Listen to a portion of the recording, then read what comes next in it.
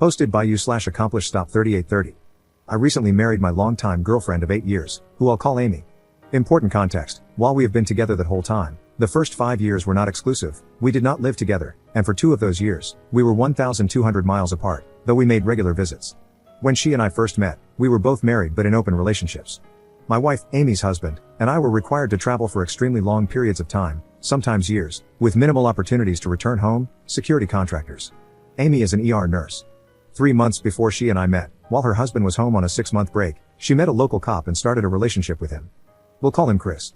He introduced her to some pretty extreme kinks, which she found she deeply enjoyed. Unfortunately, it rapidly escalated beyond anything even remotely healthy and became abusive. This began to rapidly destroy her marriage and family, and despite her husband giving her an ultimatum, she persisted. I was unaware of the abusive and obsessive nature of her relationship with Chris until Amy's husband told me. I had noticed that Amy was becoming increasingly erratic, but I had no explanation. I broke it off with Amy. A month later, she reached out, saying she had realized how toxic the relationship was, that she had broken up with Chris, blocked him, and, if I was interested, would like to start seeing me again. I verified this with her husband, then started sleeping with her again. It was still very much a booty call level relationship at this point. From that point on, over the next 8 years, we grew closer and closer and eventually married. However, about 4 years ago, she mentioned that he had reached out to her regarding some pictures she posted, unrelated, and that they had a good conversation where he asked why she had broken it off with him, and they both reached some closure. I noted that while I was glad for her, how could he have contacted her if she had blocked him? Her reply was that while she blocked his number, she had forgotten to block him on Instagram. I let it go. A couple of years ago, during a conversation with her friend, I found out that during a medical emergency some years back, after she had supposedly blocked him, it was actually Chris who she called to take her to the ER and stay, not this friend. I confronted Amy, and she said that when she told me she had a friend take her, she just didn't think to explain exactly who it was. This has remained a very touchy subject for me, for all the reasons stated. We are also no longer in an open relationship, now that I have stopped traveling, among other reasons. We moved back to the area, to the same town where Chris was an officer, about 2 years ago. A few months ago, just before we got married, she commented that I could be less touchy about Chris now that we were getting married, and, after all, he had retired and moved to Florida. We're in the Midwest. I asked how she knew that, and she said she had read an article about his retirement. Since he retired as a lieutenant and the first K-9 officer, it was barely possible, but I was unconvinced and asked her point blank if she had been talking to him. She said no, point blank. A week ago, I was reading an article about Belgian Malinois and came across an article about Chris attending the retirement ceremony for his former K-9. The ceremony was only 6 months ago, which means he was in the area until very recently. So I dug into it, and I'm good at it.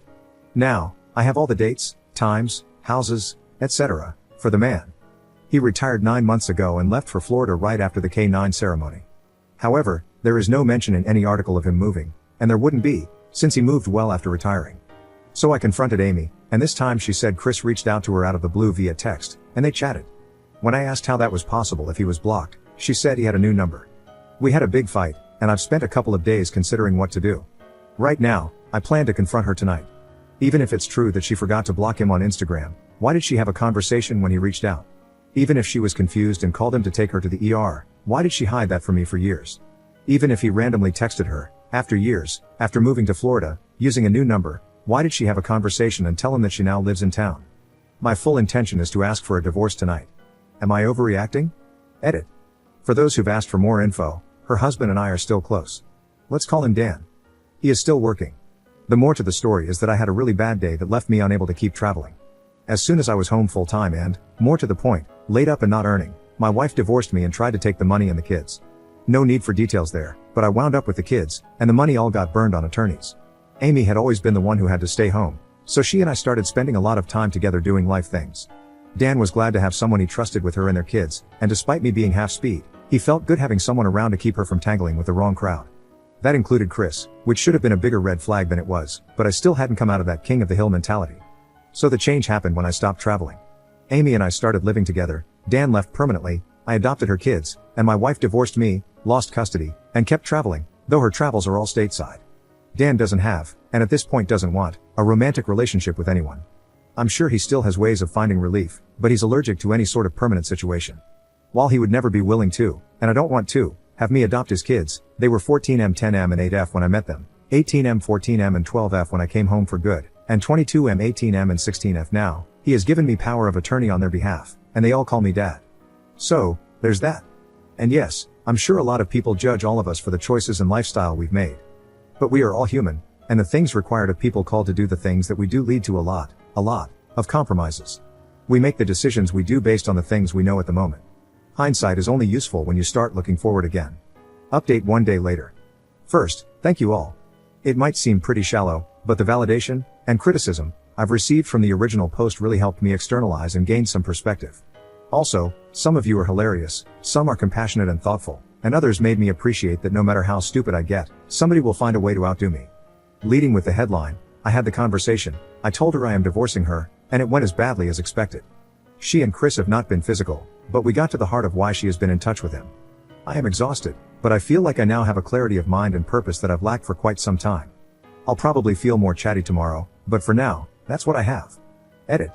A more coherent update now that I've slept on it. In another reply in the thread below, I shared my take on what she told me and her reasons, so I won't repeat it all here. And yes, this is my opinion and what I choose to put out there, and I'm sure if she were here, she'd have her own reasons to explain how none of it is her fault. Thinking about it, the pattern is clear.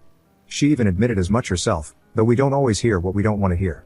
All of her relationships have come through our professional community in some capacity or another. She is attracted to the men in it, and the lifestyle, or at least this version of it. She married Dan because he was exciting, dangerous, and mostly absent. She got to have the money, the kids, an exciting husband, and near total independence because he was only home maybe 3 or 4 weeks a year. Given the circumstances, she could also sleep around freely, and so did Dan, to be clear. This was fine until Dan spent an extended period of time at home. There was a lot said about how unfair and unreasonable it is when one of us comes back home with zero idea of how things work, or why, and starts acting as if our opinion of what home life should or shouldn't look like needs to be followed. I get that, actually. Long story short, she was never interested in, and is not interested now, in a normal marriage. She wants and enjoys the lifestyle she had, first with Dan and then with me. It ended with Dan when he came home and tried to play house. It ended with me when I came home long term and tried to do the same thing. For that matter, that's what ended my marriage with my first wife, me coming home and acting like I owned the place rather than being an occasional visitor. Amy did enjoy the more normal life with me, but she also craves the old excitement. She wants to have her cake and eat it too. So she reached back out to Chris because she enjoyed what they did until Chris went too far, and Dan was about to leave home again, leaving her alone with Chris around. There was a bonus excitement for her at the time because she literally got to watch me confront Chris at our home and send him away. But things have changed since then, and the new circumstances mean she could hook up with Chris and do much more extreme things than she does with me while still having me at the house to keep Chris in check. The only catch is that it's no longer on the up and up, so she and Chris would have to sneak around. Maybe that made it more exciting? It almost worked, but I caught on and realized they were in contact, unraveling the whole thing before they had the opportunity to act on it. To add, Chris definitely scratches a bedroom itch that Dan and I did/do not. Dan and I are similar in that we can enjoy some level of kink, but as it escalates, it becomes much too similar to the work-related things we don't want anywhere near our homes. I'm happy to put the handcuffs on and hold you down, but once we get into heavy impact play, cutting, or, God help me, CNC, the level of nope is so high it could put me off for weeks. So yeah, in that regard, Chris is a better lover than I am.